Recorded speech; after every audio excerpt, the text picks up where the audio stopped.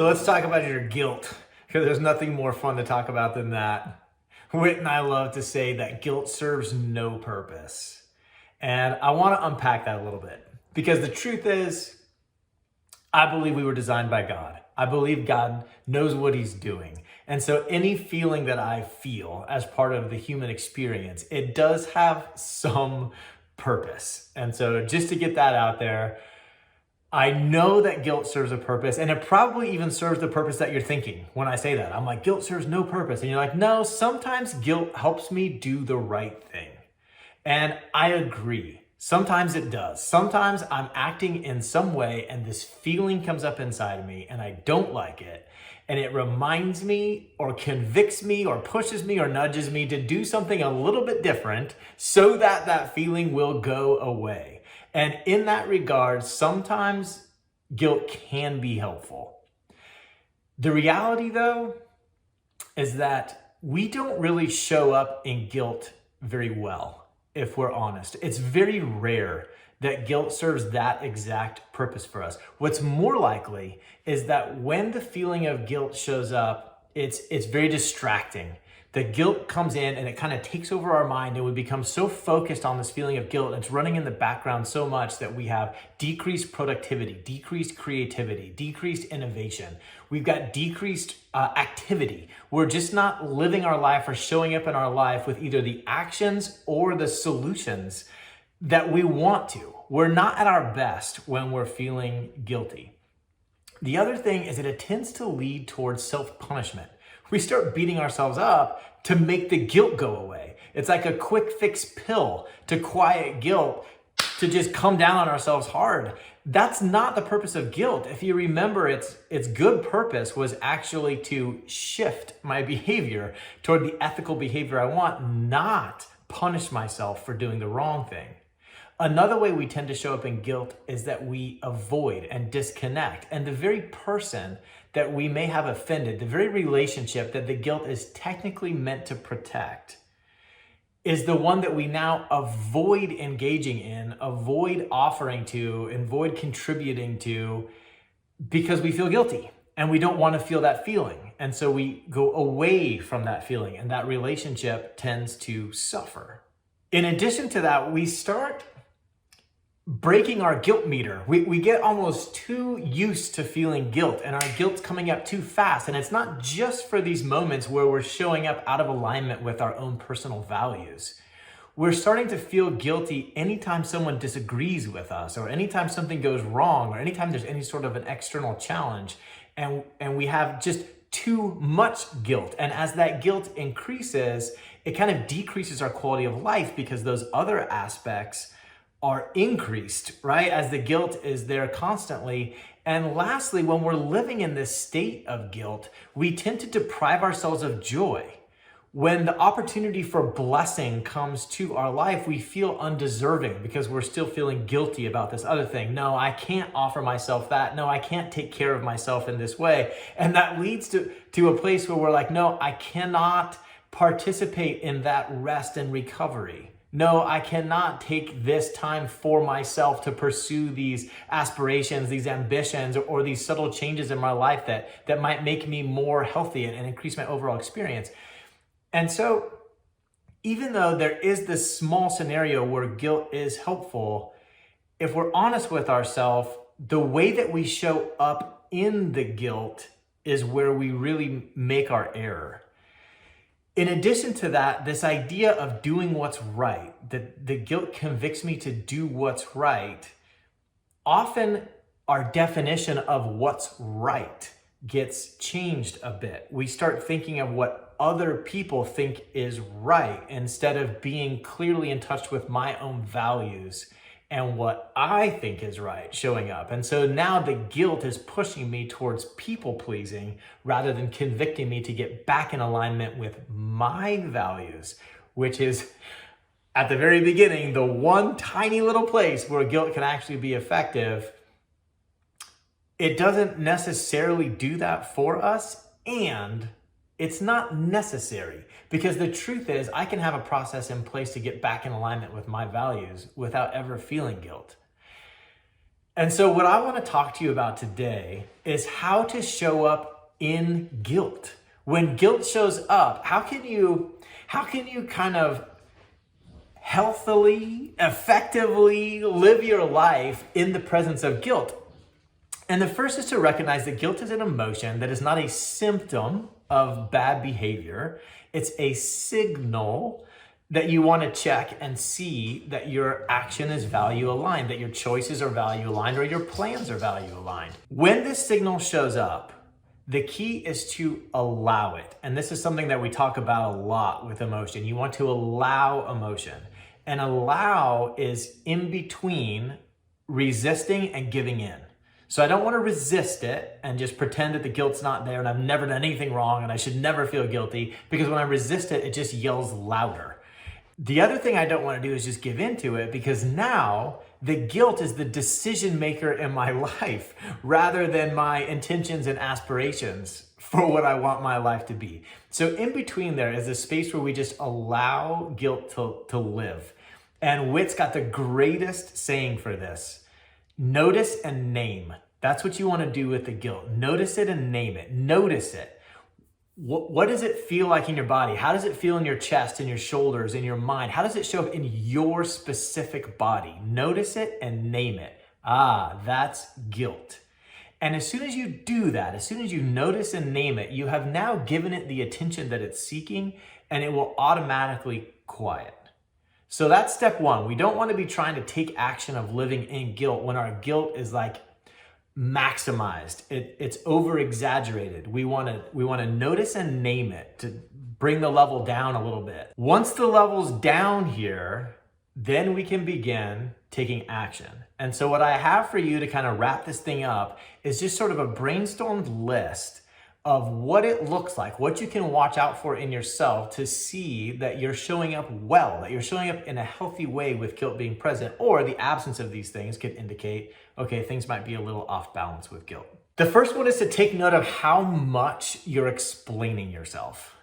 Because really explaining yourself over and over again is not so much about educating people into some sort of knowledge that you're offering them about the way things are going. It's more about manipulating people to agree with you, to validate your stance or opinion or action so that you feel better. And so you can really just notice, how much am I explaining? This totally brings me back to when I was a teacher.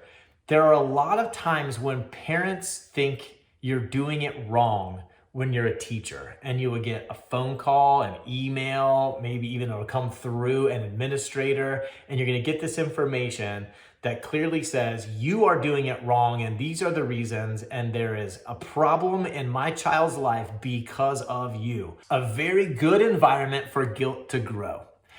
And so often you're gonna respond with an email.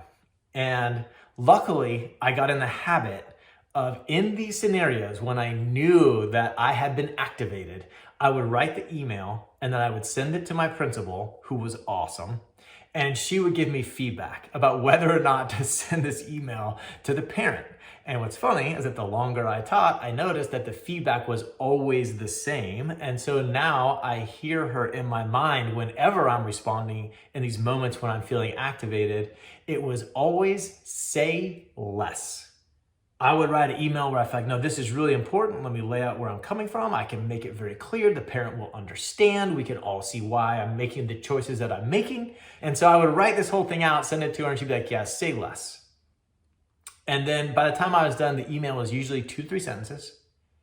And if I could send a 2 to 3 sentence email, this is the situation, this is the way it's going to be going forward, and that might be it. Actually, it might be only 2 sentences. I know I'm not operating from guilt.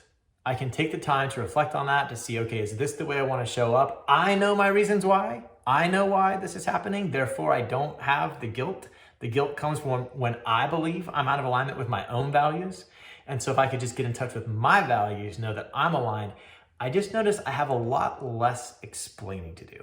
This leads right into the second one, where you're gonna notice that the guilt is present, but you're also going to notice that you're not obligated to it, that you still have the authority to choose to choose how you're going to respond, how you're going to write that email in that example. And so what you're watching out for is any time that you are responding as if you have been attacked. And you want to just stop and notice that. And that's where you dial into that authority to release the obligation to defend against this attack. You have not been attacked. Even if the person is attacking me, I do not have to be attacked. And back to the same as that first one, it's all about me and my values and my actions being in alignment with my values. And when my actions are in alignment with my values, I don't feel the need to defend them. So when I get that urge, and let me tell you, it comes up a lot, especially nowadays on social media, someone's gonna say how I'm doing it wrong, and whoo, this urge comes up to defend my position. But I can simply say, wait a minute, what do I think about my position? What are they saying that's convicting me of something inside me where I might be out of alignment with my value? Let me make sure I'm clear on what my values are, how I'm showing up in them, and make sure there's not an opportunity here where I'm getting some free coaching from this person. Once I have evaluated that internally, I will find that this desire, this urge to then explain or convince them or, kind of defend my position in such a way that I may turn their opinion to be equal with mine or on the same side as mine, it kind of goes away. I don't have that urge so much anymore once I have checked on my own values. The next one is to notice how often do you stick to the plan that you made before the challenge was presented. Super easy way to see what this looks like is if I planned on making some tacos for dinner and then Paige came home, my daughter came home, and she said, "You always make only what you want for dinner. I never get any say in what I want for dinner. I want cake for dinner." Well, I would still make the tacos. And the reason I mention that is because what it's allowing me to do is take a look at how I respond when there is no guilt. Because I do not feel guilt about serving my daughter tacos for dinner instead of cake. Like that's a guilt-free zone right there. It's guilt-free because it's so value aligned. I know exactly why I'm saying no to the cake and yes to the tacos. And so I can manage this guilt-free. So you want to check and see how often are you changing your plan? Because if you're looking at it from a guilt-free place, you actually would often continue with the plan that you had before the challenge was presented. So it's just another place to check for a signal of how you're responding when guilt is present. The last one that I want to offer is to get in a habit of evaluating privately, of not just going through life from fire to fire, but actually taking the time to go back and evaluate how did you show up in that fire. And what that's going to offer you is the space to be wrong, the space to do it wrong, the space to make wrong choices. There have for sure been times when I did not want guilt to be running my life. And so I chose how I was going to show up almost in spite of guilt in some scenario. And when I looked back on it, I was maybe a little stubborn, possibly cold. I look back and I think, you know what? I would have rather showed up in that situation with a little more compassion or a little more grace. That's okay. I'm not going to get it right all the time, whether I do it from guilt or without guilt. Like guilt's not going to make it right all the time. And my showing up well in guilt is not going to make me do it right all the time. I'm going to make these errors anyway, but I can trust myself to evaluate. And that way, in the moment, I'm not constantly trying to determine, am I being too cold or am I showing enough grace? I can just stay in alignment with my values, as we keep talking about here. I can just make a value-aligned action, a value-aligned response to the situation that I'm in, trusting myself to go back and evaluate so I won't become a selfish person. That little mind chatter that goes on in my head, it no longer has any authority. Because when it's saying, no, you have to cater your desires and your plans and your ideas to their wants, otherwise you're going to be selfish. No, I have no desire to be a selfish person. I'm not setting out to be a selfish person. And if I trust myself to evaluate and ask myself some honest questions about how I feel, about how I'm showing up in the world, then I can trust myself in the moment just to do what I'm going to do, be right or be wrong, evaluate, adjust, and then take whatever action I need to take. That's what's so perfect. I can say, okay, in the future, I'm going to be aware of these triggers that cause these emotions, that cause these actions, and I'm going to see where I can adjust them. Or I could even go as far as to say, you know what, this one actually requires an apology. The way that I showed up in that scenario, I want to go back to that person. I want to say, I'm sorry. I really should have been showing you a bit more grace in this case, and I was off base here. But it's not from guilt. It's not driven by guilt. And so those are just sort of 4 ways that I wanted to leave you with of how you can check on yourself and you can see, am I being healthy in the presence of guilt? Are you over-explaining yourself? Are you being aware of the guilt but still staying aware of your authority to choose? Are you adjusting your plan every time this comes into place? And are you taking the time to evaluate so that you can trust yourself to make your errors and continue on growing? Great ways just to check on this whole thing. And if any of that doesn't make sense, you have any questions, it connected with you, you want me to talk to a friend of yours who's struggling with this, reach out to me, send a comment, get in touch via email, social media, whatever. You know the drill. I'm out there. Let's get connected and make sure that we're not getting stuck here, because guilt can be good, but it's like 1% good and requires a 99% healthy execution of how to show up in it on our part. Hey, thanks for watching this episode of Ask Steadfast. Whit and I are super excited to use this avenue to sort of spread our message. And so it would mean a ton to us if you'd subscribe to this channel. Additionally, if you have any questions you'd like to see addressed in future episodes, whether serious or funny, we'd love to see those in the comments. So leave that in the comment below, and we'll see you in the next one.